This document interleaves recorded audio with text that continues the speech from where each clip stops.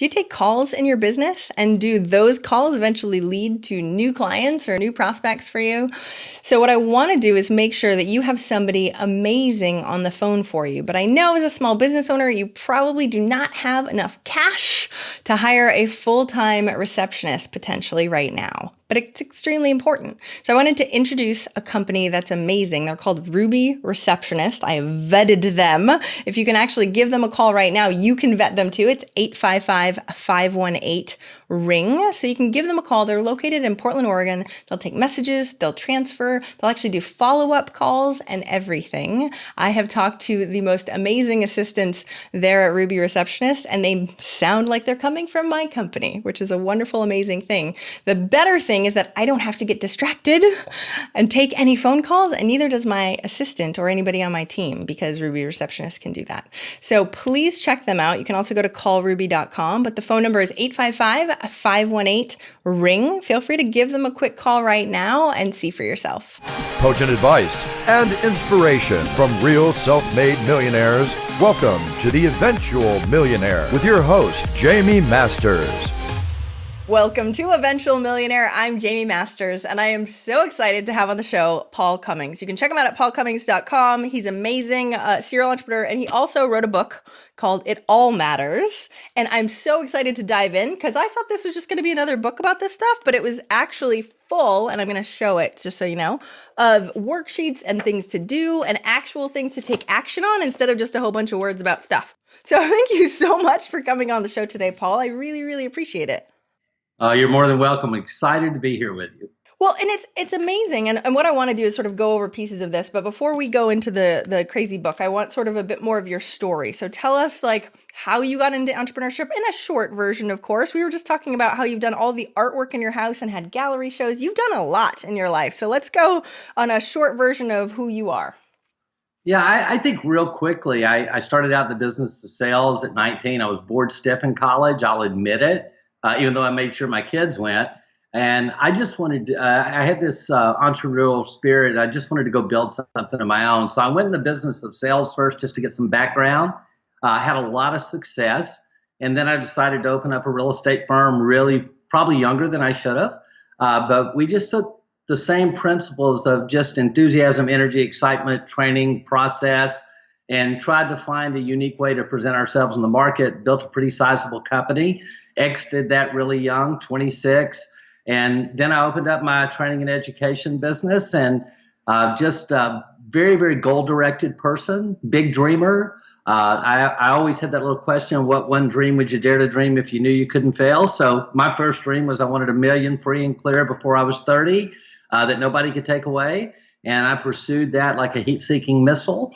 And so that's really how it all started for me. I'm just one of those people that has to have that next adventure, that next goal, that next target. And so I just kept trying to add a zero, right? My first goal was 1,000, then it was 10,000, 100,000, then it was 1 million, and just not being fearful and just going and doing what you love with a lot of passion. So that's how it all started for me. I wanted to be the captain of my own ship. I didn't make a good employee.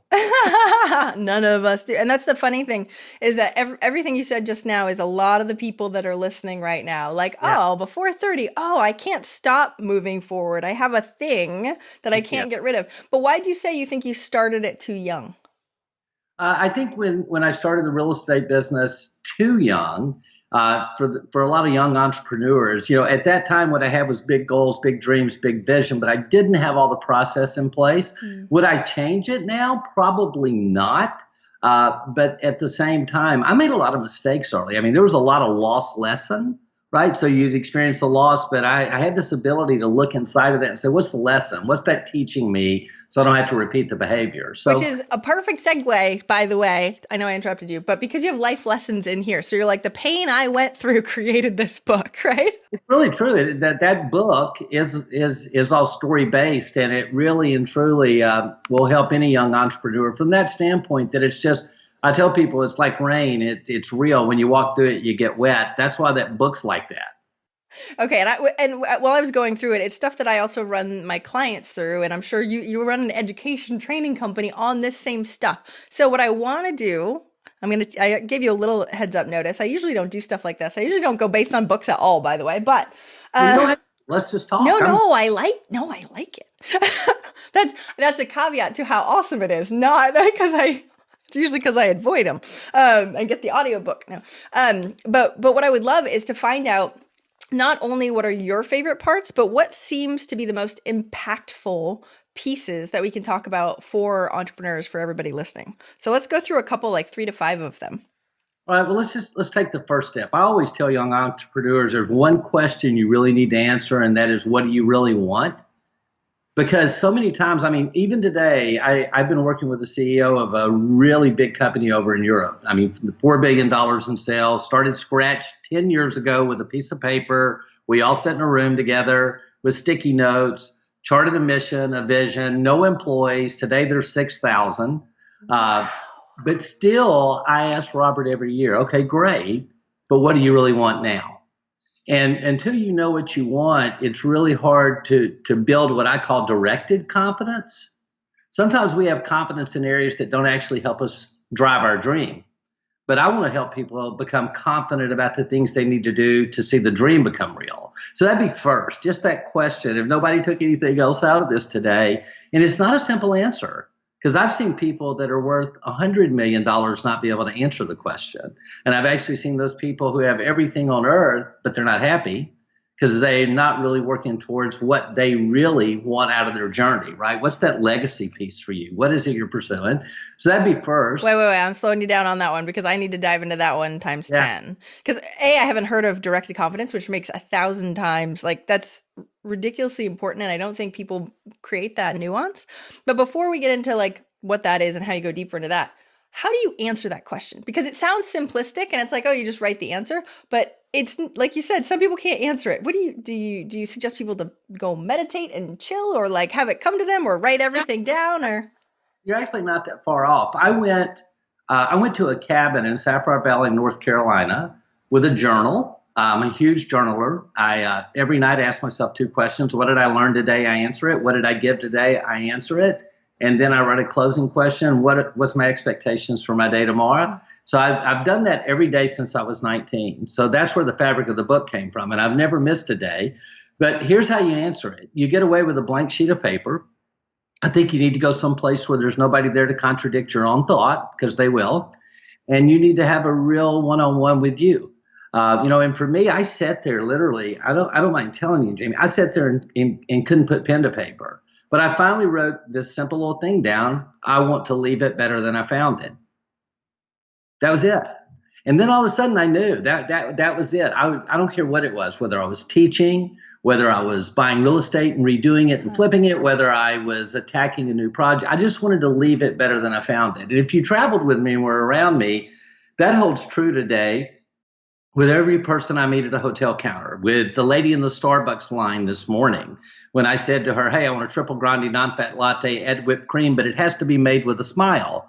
And when I got to the window, she had written me a note on the cup and put a smiley face. Well, I think I left that better than I found it. So getting away and finding that simple driving core philosophy of you, right? And then the 3 things that make that real for you is just that little thing I teach you: be you, understand who you are, be true to yourself, and stay unique. Once you get your it, then you can build your all. But that you just got to find, and that's what that people misinterpret that title, that it all matters part. Yeah, it's finding your it. Then you can determine your all. Then you know what matters. So it's really different than what it looks like on the cover. Yeah, well, because I was like, crap, it all matters. Darn it. Now everything is now a thing, right? And making that caveat is huge.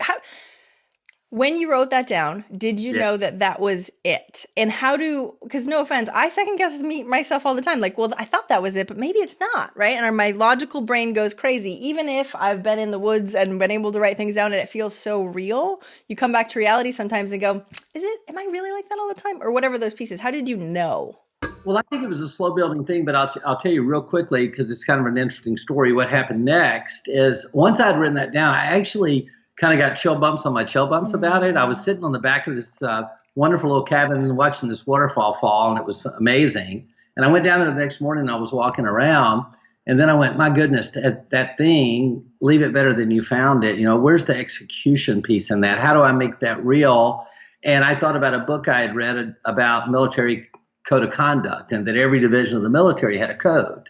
And it's what kept people alive when bullets were real. It let people function in adverse circumstance, right? Which any small business owner that might be watching this, listen, we got bullets being part of us every day. Seriously. Right? I still have credit cards that are mad for me when I started my company because I was borrowing from one to pay the other one off. They're still screaming at me. So, and my wife, when I mortgaged my house for the third time as we were growing the business and trying to do things and all those things we do when we put ourselves at risk. And I went, you know what? I need a code. Paul Cummings needs a code of conduct so that this little mission of leaving it better than I found it is so substantively real, cognitive to me, that it affects behavior, informs choice, develops conduct. So I don't want to bore you, but I sat down with a sheet of paper the next day and I wrote this thing when I was 21 years old on my 21st birthday, April 14th, 1978. Sounds like this. It's in your book. It goes like this. I'll go fast. I hereby promise to begin today to manifest the personal greatness I know lies within me, to improve the quality of my life, to learn more, laugh more, care more, share more, and risk more. I control my personal destiny. I recognize if it is to be, it's up to me. This is the day in my life I'll summon the courage to face my fears and turn them into the stepping stones of success. I will be the prisoner of nothing. I am someone special. I will live my life at level 10 every day, every time, without fail, no exceptions. Now that creed that I wrote, that creed hangs in schools all over America today. I've got a client that tattooed it on her back. I did. I made the whole creed on her impressive. Back and sent me a picture. I wasn't ready to open, and then of her back with the creed on it, and I was like, oh my God, I think that's real. But that became we proceed towards our dominant thought, and so I've said that creed every day out loud since I wrote it. Every day out loud. I mean, I knew you had said it a lot when you said this, but oh my gosh, every day out loud. Every day out loud. First thing when I get up in the morning, I say my creed. I state my positive affirmations for my day, my I will statements, my I am proclamations. I'm a real believer that if we eat our own dog food, we get to enjoy the meal we want to enjoy. And, in business, that's really important. You're the messenger of the mission, and you've got to be able to convey that behaviorally where people see it in you, not just hear it from you. Okay. So yes. Sorry, I want to just let you keep going. But one of the things that you said I loved, and especially in the book, like why live at level 5 when you can live at level 10? Right. And a lot of entrepreneurs want to live at level 10, but don't understand the realness that you were just saying. So the positivity and the keep moving forward and that piece is huge. Yeah. Like the fact that you do it every single day is not something that many people can say. Well, let me tell you how old that is, though. And I'll tell you where I got the idea. I'm one of those guys, I believe you ought to be an alcoholic, and I'll tell you what I mean by that. You need to drink from good books until you're intoxicated on wisdom. So I am like a huge consumer of alcoholic wisdom. I drink it and drink it and drink it. And I read this book, old book, Think and Grow Rich. And this simple little thing in there was that Andrew Carnegie, first industrial billionaire ever, stood in front of a mirror every day. And for the entrepreneur, listen to this. He's flat broke. And here's what he said. I will be a billionaire. I will be a billionaire. I will be a billionaire. I will be a billionaire. He said it 10 times every day until he was out loud at the top of his freaking lungs. And I'm thinking, okay, time out. Who am I to contradict that?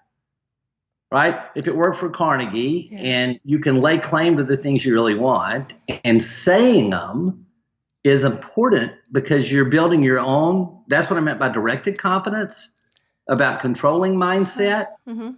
Yeah, and defining it. So did you believe, I have so many ways I could go with this. Okay, so I am obsessed with neuroscience and how things go, right? And so when we talk about affirmations, they're like, okay, affirmations are great, but the feeling behind it also really, really matters. So if you don't believe that I am a billionaire, and this is why a lot of people have issues with affirmations. It's like, well, if I don't believe it and I just keep saying it, is that really helping me move forward towards whatever that path is? So did you always believe it, or was there a point where you did not believe it and then came into believing? Right. Well, I think there'd be different verticals in that. I will tell you, I always believed I'd be able to acquire the wealth. And I can't wait to answer that last question today. And I'll tell you why I believed it. But I believed I would because I knew I was going to be disciplined enough to make decisions around that. that I could produce the revenue, but more importantly, save it, which is I know a lot of people that produced it don't have any. But the bottom line for the whole thing for me was confidence is a building process. Confidence is like if you go out and you do some certain thing in a sales process and you do it enough and you collect enough positive reference to that behavior, then it becomes habit. And so I think you have to get in the habit of believing your own affirmations. And I will tell you just back to what you said, because it's so insightful, saying an affirmation because someone told you to say an affirmation is really not a meaningful and impactful way of developing mindset or using neuroscience. The key is, have you tied the small activity to the biggest of the dream? Mm-hmm. If you believe that little thing you're saying is going to take you to that bigger thing you want, then conviction occurs. And when you're convicted about something, the substantive messaging takes on a different reality to the person saying it. Okay, so that's exactly what I was going to say. You seem like you go all in, and I say the commitment to the outcome is what counts. That's a theme that runs through all my interviews, right? And you're like, conviction. It's the same thing. It's I want that, and I know that that is possible, and therefore we just keep moving forward. But tons of people have read that book. Tons of people listening right now have read that book and have not done that, or they have, and maybe they just don't feel like it worked for them. So what about that process made you go all in, or is that just your personality and you're born like that and we're all screwed? No. I'll tell you what it was for me. It wasn't the first time I read it.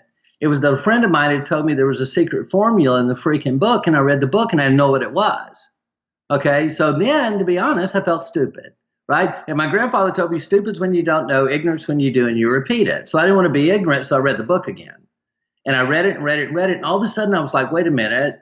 You got to see the goal in your mind's eyes if it's already real. I bet that's part of that formula. And it was an inherent little thread that ran through all these great people's lives he studied. Mm-hmm. And then the next thing in there, it was so subtle that most people miss, is if a goal doesn't have a starting date and a completion date, it's just a wish in disguise. So I didn't have my goals written down. I knew what they were. I was one of those, I've got them all right here, Bob, right? Well, that's not the formula. And then the goals have to be written down as an I will statement. You can't be in the I hope to, maybe someday should get around to it, because I tell people all the time, you keep going, I know I should. You should all over yourself. And you end up sitting in a pile of should, and it doesn't smell very good. So getting that little piece of it's got to be I will. And then the whole exchange rate piece is so subtle in that book that if a goal doesn't make you stop doing one thing and replace it with another thing, it really is not a goal. Ooh, okay. Tell me more about that. Okay, so for instance, when I told you I decided I wanted to paint, there's only 24 hours in a day. There's 86,400 seconds. You manage minutes and moment. Your life becomes magical. So what are you doing with those ticks? I didn't have any space in the 86.4. So you know what went away? When I wanted to learn to paint, I stopped playing golf. And I love golf. I enjoyed golf. But I wanted a new creative spark. I wanted something that was going to add fuel to me, not just spend time doing something I love. So all of a sudden I said, okay, golf's gone. Every moment I spend on a golf course, I'm going to spend in a room with a canvas. So that new goal, that new directed behavior made me choose.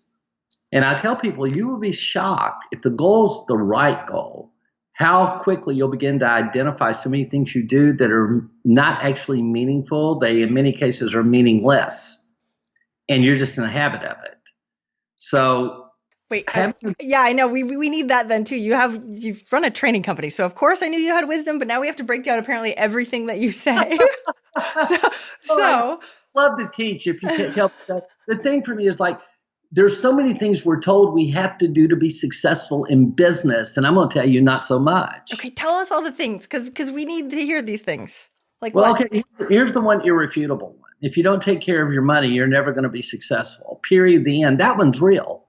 Okay. And young entrepreneurs just don't get that. And my son is building an amazing company right now. He's an entrepreneur too. It's called Pass It Down.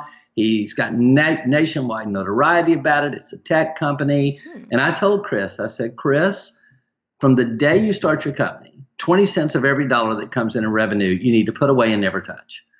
Figure out, budget around the 80%, because if all you have was the 80, you'd figure out how to live on it. And then you'll be wealthy. Money won't be what you'll be after. It'll be how do you make that something bigger and do better things with it. So, but I'll give you another one. So many companies overmeet. So many companies just meet and meet and meet and meet and meet. I'm going to tell you, not so much. You may not need to do that. You need to have a vision that burns so brightly it eradicates doubt. That's something you need to do. You can't put that one aside. So take care of your money, have a vision that burns bright. You've got to have goals that are real to the people you want to help you reach the goals. And so many times our goals are so I-focused, so I-centered. The young entrepreneur knows the goal, and we're passionate, we're driven, and so what if no one else understands it? Well, that's only going to take you so far. So you got to define goals in other people's terms where it actually becomes a catalyst for them reaching their personal goals. I'll tell you another thing that young entrepreneurs are never taught. And I run an incubator, and I work with young entrepreneurs all the time. Is relationship equity is everything. People go, well, you're only as rich as the money you have. No, you're not. You're as rich as the relationships you've built and the money they have. Right? The combined net worth of the people that trust you is your net worth. So build relationship equity. And how do you do that? This is what you got to invest time in people. And it's got to be about them, not about you. So that would be on the list. But other things we get caught up in, we get caught up in doing a lot of things we're not good at. And I have a T-shirt I wear. You may or may not like this. It says, I don't do anything I hate that other people except pay for. I love that. What do you mean? I hate dishes and laundry. I don't do any of that stuff. Anything I really don't enjoy. I have found people with expertise, and I've compensated them to do those things so that I can focus on the things that are my strengths. Okay, can we say more about this? Because that's the other piece. So I thank goodness I have a personal assistant, because I hate dishes. I hate a lot of that stuff. It's harder for entrepreneurs to flesh that out. It's easier to go like in business, I'm not a huge fan of this or this, but I'm talking about in life, because it seems like you're that kind of guy, right? So give us some examples of trajectories that you have other people doing things for you, so we get a good picture on what can be outsourced or so we don't have to do the crap. Okay. I'm very diligent about paying attention to my money, but I don't want to manage it. I want people that are really good at that to do it, because I'm better at creating it. Right? I tell people all the time, I can make it rain. In any moment, I'm doing something that doesn't allow me to do what I do really well, which is to teach, to film. I did 2,000 new e-learning videos last year. 2,000 last year. But our e-learning component is, it's an incredible product for us. We distribute content all over the world and globally today. I'm great in the studio. Never walked in there with a note. Never done never had one of those teleprompters. In fact, what we do, I walk in a studio and someone hands me a word. And then I will do an entire day, 80 videos on that word, and we'll have a new course. Without a note, we just go. It's all extemporaneous and we fly. We don't do retakes. So I have people that take care of the money side of it for me. Another thing, I have property that I own that I love, and I don't like driving up to my home and it not looking nice. So I have one of the highest paid outdoor engineers on earth who takes care of all my properties for me and makes them amazing when I come home, and I love that, so I don't do that. That's a title, outdoor engineer? We didn't even know there was a title. Okay. Here, it makes him feel better, and I love him. His name's Martin. And then I have a personal assistant that's been with me for years that retired last year, and it's just been like my left arm and my right arm going away. And she did everything. I'm notorious. Like, I can be going to do, I'm about to leave to go on a 34-day speaking engagement that's taking me through Melbourne, Sydney, Brisbane, and then over to Dubai, and then over to Birmingham, and then to London. Okay, if it were left to Paul, I'd book those flights the day I was leaving. I would get a hotel while I was in the Qantas lounge. I don't let that incremental clutter get in my head. So all that little stuff like that. So I have someone that does it for me, so we can actually book tickets ahead of time and all those kind of things. So anything that takes me away from my core mission, which is to teach, leave it better than I found it, then I get other people to do that. Now, don't come in my kitchen and cook, because I love to cook. And I just want you to sit down and, I tell people you need face insurance when you eat my food, because you're going to slap yourself. It's so good. But there's things I love. I don't let anybody in that space because I want to do it. But the things I don't, I find other people to. And in business, right? I don't want to set the studio up. I want to walk in the studio and teach. So I don't get involved in any of that. I don't know how to code, but I own a huge internet company. So I found great people. I know interface. I know user experience. I can sketch and draw all that stuff out, but I couldn't code anything, right? But I own a business that's based on that. So I had to find experts. So it's kind of that thing, finding what you're great at, putting yourself in a position to do that more often, and be willing to let go so you can grow of the stuff that you know has to be done, but you don't want to do. Right? If you don't want to do dishes, get a dish engineer and let them do your dishes. I should totally call her a dish engineer. She'd love that. Right. So tell me about how you figured that out, because, and I've talked about this in previous interviews too, because I think it's important that we don't, as entrepreneurs, put enough emphasis into figuring out our strengths. We kind of know what they are in general, right? I didn't know I was really good at interviewing. I love this too much. Yeah. Well, you're very good. Until I started it, though I had no clue. I thought I was an art and an engineer for a long time, right?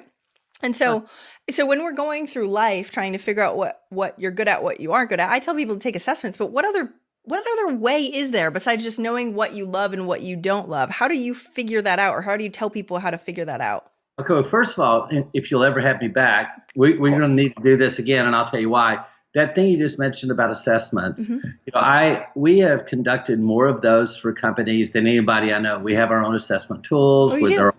Yes, we do. And they're all web-based. We never start a relationship with the customer without doing a complete OFI index, opportunity for improvement index, every single person, every single role, every single dynamic of their business. Having said that, let's go to the strength thing. Okay. I am not a fan of the majority of, and I could name them, but I won't, of everyone you've heard of, because here's what they do. They go, here's a list of your strengths. Then they give you, and here's the definition of the strength. Now, I want you to appraise yourself on this wonderful little scale of that key competency based on this definition. Well, I submit to you that's flawed from the beginning, and here's why. So let's just say that intelligence is one of the core competencies in the intellectual competency makeup, and it is. But intelligence to a person that may be working on Maseratis at a high-end Maserati store is not the same intelligence to a friend of mine that is running a place called Good Dogs, which is a hot dog stand that is amazing in Chattanooga, Tennessee, and she's making a fortune because she's brilliant. But her level of intellect and directed intellect, that word again, is different than the intelligence this guy over here needs to work on the Maserati. So who should define the competency? Seriously. Themselves. So I have people, the first step we do is, look, here's the competencies. Okay, define it as it applies to your role, goals, and dreams. Then appraise yourself and apply the word consistency to it. Are you consistently operating within the framework of that competency based on your role? Then we do the strength finder with our clients. It's really a great exercise. Is we give you 5 minutes and we want you to write down every word you can think of that you might even remotely think you're strong in, right? Whether it be beautiful, bold, bright, creative, maybe you want to use a word like equilibristic, which is on my list, the balance between that which is great and that which is small, the moment in time that you know, right? That feeling of equilibrism is really a beautiful thing. So we have them write all these words down, and because I tell people you're as strong as the number of ways you can claim your strength. And you can literally expand your strength set by be willing to give yourself enough credit to say you're strong. And the moment you can claim it, then you can develop it. But working off somebody else's, these companies that give here's 20 strengths. Well, why are those? I don't want to use yours. What about mine, right? We had a kid that was a skateboarder that came to our thing, and he wrote down that he was double Dutch bus. I'm like, what is that? He goes, that's when you have the perfect ride, and that's what I want my life to be. Well, it meant something to him. That was different. Nobody would have written that phrase down or that word down, but in his mindset, it was him visualizing himself having the perfect ride every time he was in a skateboard competition. And he was one of the best in the world at it. So I just think you got to be careful in the assessment piece. If you're doing an assessment created by someone else that has already predetermined your parameters, they've already defined the word, then who are you really analyzing? Whose strength are you really finding? But I think that key point that you were just saying, which I don't think enough people embody, is the confidence to say that you're good at this thing. Because we're, Yeah. especially a female, they're taught to be, you're humble and you're this and you're sweet to every, right? We're all these things. And when I started getting more confident, Yeah. people were like, right? Or like, oh, now we're going to arrogance. And that was like the bane of my existence. I did not want to be called arrogant. I'm like, no, I'm not like that at all. No. Right? Like, please don't think that. And then I was like, well, man, no, arrogance is when you can't back stuff up. I can back stuff up. So that's confidence, right? Right. Well, you know that old Will Rogers saying, if it's fact, it ain't bragging. Right? I never heard that. I love that. Some of that age-old wisdom's really good. You know, another thing about that, I've got a really good friend, female, amazing, I think the best female singer on the planet, but unbelievable artist. We actually toured for a year together, did something called the Music and Message Tour, and raised tons of money for battered women and children all over the United States. So you do everything. What'd you say? Yeah, but long story short, here's what she told me. She said, I just wish I could tell every woman, live out loud, no apologies. Your humility is in claiming that victory. You know, I mean, that's such a powerful thing. I've got 3 daughters. Ugh. And listen, they're all so bold. It's crazy. I mean, just crazy. And they're not arrogant. They are confident. And they're amazing at what they do. But it's because they're living free like that. Okay. And now we're going down different paths every time, but I love this. We're never going to get to all the pieces of the book. You guys go get the book, blah, blah, blah. Okay. So I have a daughter also, right? Yeah. And so it was interesting. How old is she? She's 8. Just wait 5 years. Don't say that. She won't do it to you because you're a mom. But when a girl turns 13, a dad spends 4 years trying to figure out what life means anymore. Because it's like the invasion of the body snatcher. Something happens. Great. Awesome. This is going to be this is what everybody says. Oh, wait, no, this is going to be really crappy when she's older. Thank you so much. Okay. So tell me how to help. Because at the beginning you said, oh, I sent all my kids to college, even though you didn't, which is interesting because most of the people that I interview right now either don't use their college degree or don't send their kids to school because they don't think it's worth it. So I want to hear that. But then give me some tidbits for my daughter or for anybody's kids that are dealing with this stuff. Okay, well let's start on the college thing. I didn't finish that story. Okay, because they didn't all finish. You know, my oldest daughter was very much like me. She started and went, nah, it's not what I want to do. I want to go in retail. I want to sell. I want to go do amazing things.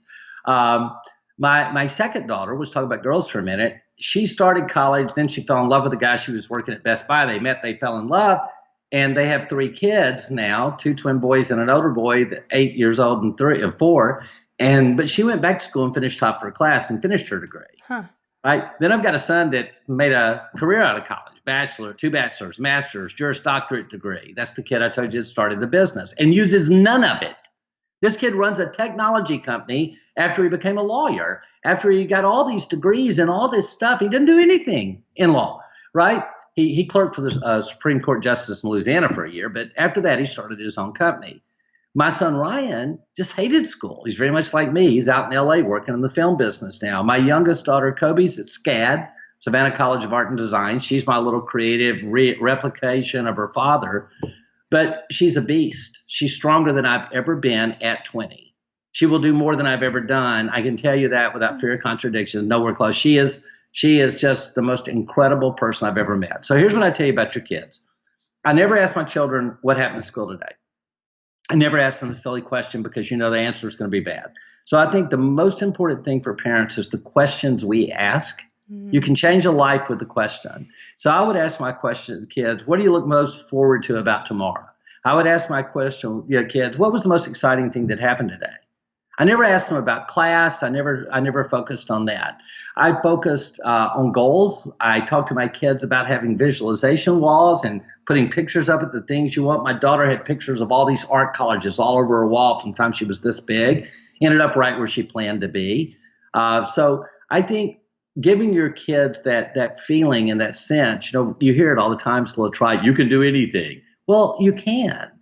But telling them that they came to Earth equipped for greatness, they came here designed for accomplishment, And then having them understand self-accountability is more important than me holding them accountable. I'm like, listen, if you can live with the C and that's what you want to be, go live with it. But why would you settle for C when A is available? Why don't you just go find out what lies at the end of you being your best self? And that's what I'd tell you to tell your daughter. What would lie at the end of you being your best self? Because she'll find her unique greatness, whatever that is. I love all of this. And I love hearing from somebody you have 5 kids also. Yeah. And even though I know the show is not about kids, I think learning the pieces of entrepreneurship through what we teach children, because it's simple also, by the way. And I wish I had this. My parents were not entrepreneurial. I wish I had that way back when. So everybody that's listening, you can do the same thing for yourself. Even though we're talking about kids, just please know that it's still gosh darn relates the exact same way. And it's kind of a little more simplistic. So if you can only take one piece, take that instead. Okay. Yeah. We can go on so many tangents. Okay. So I know we have to start. Jeez. Yeah, go. Fun. Oh my gosh. So fun. Yes. No, I have to have you back on the show, let alone for the assessment side. But now we will just keep going on forever because there's 125 strategies and we started with one and we went on a rampage of amazingness. So give me, before we have to ask the last question, but give me one other little strategy or tactic or tip or whatever, because we only got through one. Well, we got through a lot of what's in the book, but not in a specific format. So give me one other one and then we'll go wrap it up. People will think this is an age thing, so I want to put a disclaimer. It's not. There's a statement in the book. It's never too late to become the person you might have been or would like to be. And I think that is the most hope-filled thing, right? You look in the world today, everybody's first marriage doesn't work out. But people beat themselves up over it for the rest of their life. And here's what I tell people. Listen, every single action in your life, it's like the next paragraph in your book. But it's not the end of your book. And your story can be redrafted, rewritten. You can pivot at any time.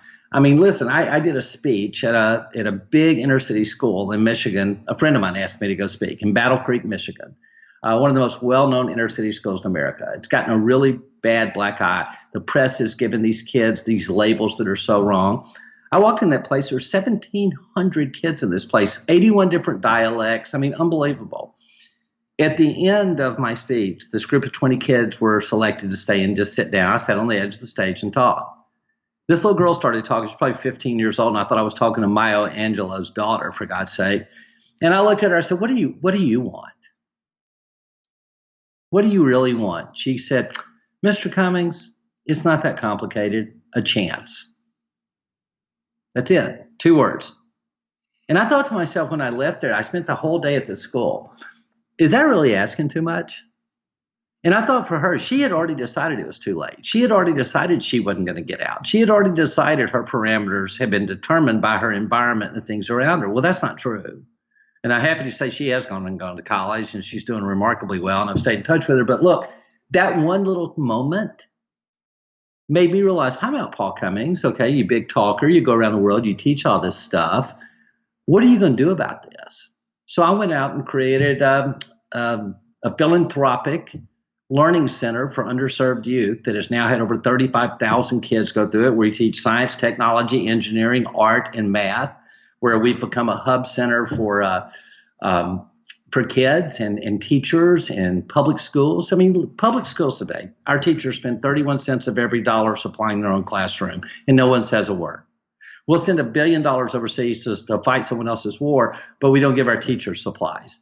We've got teachers that you can't feed in a public school. You're not allowed to feed a hungry child on test day because it somehow imbalances the fairness of the exam. Well, that's crazy, right? So those little things, and that's what I would tell people when I say it's never too late. I want to tell every young entrepreneur, listen to me. If you've been struggling, you know what that really means? It means that you're really close to success. They're next door neighbors. And that moment in your gut where you feel like you can't anymore, that's just an alert signal telling you, hey, time out.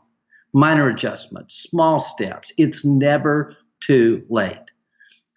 If you have it all and lose it all, that doesn't mean you can't have it all back and get it right the second time.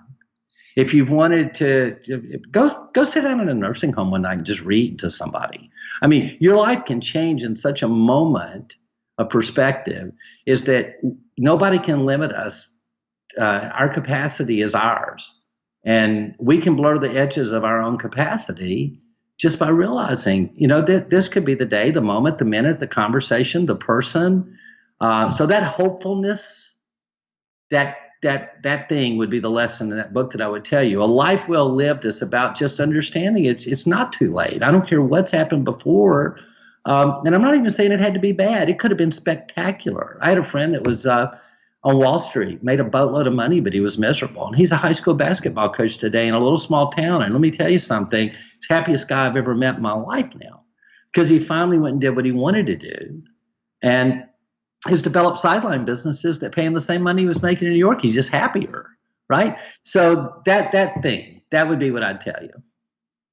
Okay, so I know we have to start ending, but like I think everybody, yes, go pick up the book again. I'll say it the second time. I never say that stuff, but you are extremely inspirational, because even at this point, I'm like, not that I feel like I'm too old, but still, there's always listening to how much you've done in your life is so inspiring, and it also makes me go, that's so much stuff. And then you just left me. I know, you just left with a really, really good point. So thank you for solving the question that I didn't ask. I appreciate that. So I'm going to ask the last question. What's one action listeners can take this week to help move them forward towards their goal of $1 million? Okay. So I think the single most important thing you need to do every day, if you really and truly want to become a millionaire, if you really do, and that's a real goal, and that's what this show's all about, if you leave home, and 95% of the people in business do, without a well-designed, inspirational to you action plan, detailed by activity, defined in small steps, that you're willing to hustle and execute around with a positive winning attitude, you're going to continually have a difficult time creating the wealth you're trying to create. And I know it sounds too simple, but it's one of those fundamental things. It's kind of like brushing your teeth. If all you do is brush your tooth, you're going to end up with one, right? Well, we all know that, but some people don't brush their teeth. Some people, everybody I meet says, Paul, I know I need to have a plan. I'll go, great, show me yours. Show me the inspiring things in it. Tell me where the moments in here that keep you pushing through adversity are. What are the things in your plan that are bigger than your doubt? Yep. So that would be it. I would just tell you, and I spend a lot of time teaching young people how to plan in a non-traditional way, not the way people do, like priority item A, B, C, big rock mentality. It's more of, okay, no. What do you find most inspiring? Okay, what are the things that keep you from that? Let's get the difficult things out of the way early every day so they don't carry them around. Don't become a prisoner to this. How many times a day you look at this? Okay, why don't you just take 45 minutes a day, set it on your calendar, and check this once? Everybody, the world's not going to end. I promise you, we're not that important. Even though we are, you'll be able to get to it later. So that would be what I'd tell. Okay, I do have a follow-up question on that though. What if you don't know the action? Or do you have a resource or something like that that can help them assess that? Because they're going to hear that and they're going to go, I know how important it is, and I can get pieces, but I don't feel like I can get the whole thing, especially people that are beginners. That I hear this all the time. I'm sure you do too. Like, what's the how? Like, I don't know the action steps. I don't know the actions to get to where I need to go. Okay, so I need you to give me just a big star for this, because the only person that's promoted my book so far has been you, and you've been really sweet. Because I came here to honor you today and to not really sit here and try to praise my book. That's why we love you, and that's why I will do it. Okay, I know. But here's what I am going to tell you about the book, and I mean it sincerely. That is the most comprehensive book that has ever been written on goal setting, planning, small step strategies, and it's chock full. And you said this, there are toolkits and action plans. So I believe books are the greatest bargain on earth. You can buy that book on Amazon for $17. Okay. And if you get one little idea from me out of $17, because the real investment's your time, right? So I would simply say that the book, because I've got a friend of mine named Andy Heck, who's up in New York, major business owner, started out as an entrepreneur. I mean, big, huge company today. He just wrote an article, a blog the other day, and said it was the best book he'd written or read in the last 10 years. He's the best goal setter I already knew. This guy's an Ironman. He does Ironman after Ironman, runs marathon after marathon, runs a big business. He's the most goal-directed person I've ever met. I just didn't realize that he wasn't 20 years ago when he came to my class the first time. I didn't realize I had been the catalyst for that little change in his world. Wow. And he literally is taking the strategies in that book. He flew me up there. This is crazy. Listen to this. And bought 1,000 books to give away, not to people that work for him, to every other entrepreneur in his city, and then hired me to teach them how to set goals. And he wrote me last night and said, Paul, our whole community has gotten turned on to goal setting. We are now a goal setting community in Amsterdam, New York. And we want to have you back up in the fall to do another one of these. People's lives are changing. So I would just say the book is $17. And look, I'm easy. Paul at paulcummings.com. You go get the book and you read it. You don't feel that way, you write me, we'll talk. But if you do those toolkits in there, you'll feel that way. So that's where those plans are and the steps. And it's so incremental that you can't mess it up. It's Paul proof. It's Paul proof. Even I can do it. So where do we get tell us where to get the book. Where to get the book. Well, where to for get that the book. $17 price, you need to go to the beast of the book business. You need to go to Amazon. It's the easiest, quickest, most efficient way. And you can get a digital copy if you prefer that. I'm still the old school guy. I like to hold a book. Well, you got to write in it. There's lines. You got to write in it. I used to do audiobooks, but I have to write in it. Yeah, so it gives you the toolkit. So I would do that, or you can go to Barnes & Noble or Books A Million or any of those online retailers or the physical stores too. And I think you'll love it. I think people will enjoy it. I do too. And it's amazing that people don't understand how much of your attention and thought and life goes into a book versus all this other stuff we see on Facebook and blah, blah, blah. These articles, 5 ways. Challenging thing I've ever done. And I will tell you, since you're such a strong female entrepreneur, one of the great things in there, on the back of that book, you might notice that Kathy Ireland. I totally did. I was let me tell you something. Okay. My phone rings one day. This is really quick. And this guy goes, "Hi, Paul. My name is," and I said, "Yes, sir." He said, "I'm just calling on behalf of Kathy." I'm like clueless, have no idea. And she wanted you to know that she really enjoyed the draft of your book. And I'm going, the book's not published yet. What is she talking about? And who's Kathy? I'm thinking, I didn't say. And so much so that she's already started implementing the toolkits throughout her company. And she just wanted to say thanks. And I went, "Sir, please don't get mad. Kathy who?" And he told me, and I said to myself, wow. He said, "And she wrote this for you if you want to use it to endorse your book." You know how she got my book? A young female that works for me thought it was ridiculous that we did not have a strong female as an endorser of the book. She took it upon herself to get leather-bound, pre-published drafts done and send it out to female entrepreneurs she respected. And she's the one that sent it to Kathy. She's the one that followed up. She's the one that got the endorsement. And they're using that book throughout her company. So that's a pretty great story, right, about that.